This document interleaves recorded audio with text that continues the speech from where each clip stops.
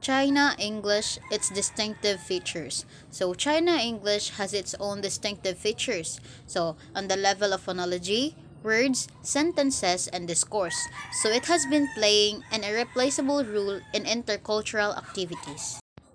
So Kakru classified English using the now famous three circles model.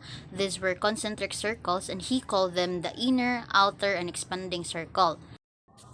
Inner circle is where people speak English as a native language, outer circle where people speak it as a second language, and expanding circle where people speak it as a foreign language. A global language is a variegated language because the globalization of English has promoted the diversification of English. So in fact, English is on the way of developing into a global language, which demonstrates that English is now a multinational, multicultural, multiformal, and multifunctional language. So in other words, English is no longer an individual language, but a language family where many English varieties were born and are developing and coexisting. So according to Li Xiaowang and Yang Shelong that the reason for any language to exist is its functional value, and China English can meet every communicative purpose in the exchange between China and the world. Distinctive features at the level of phonology. So each English variety has its own peculiarities in pronunciation, as long as they do not be and such differences in speech that would cause a change in meaning, and by using them people from different nations can communicate with one another without restraint. They are acceptable and reasonable at least on the level of phonology. So, different English varieties has their own suprasegmental features, and their principal features lie in syllable, stress, tone, and intonation, which will naturally express the speaker's natural identity.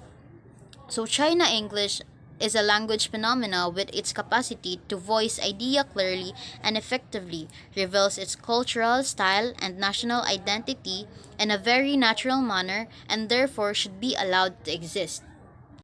Distinctive features at the level of vocabulary. So we all know that languages can hardly survive in isolation, but instead should always be in close contact with one another, owning a various factors such as colonization, migration, trade and exchanges, and the like.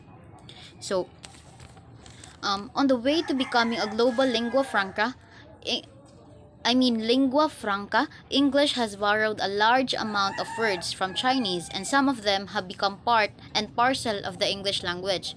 So, early in the Qing dynasty, some transliterations such as China, Chinese, Sino, and silk were borrowed into English. Till now, there are 65 words derived from silk, such as silky, silkiness, silked, silken, etc., which reflects the high level of silk culture of ancient China, I mean.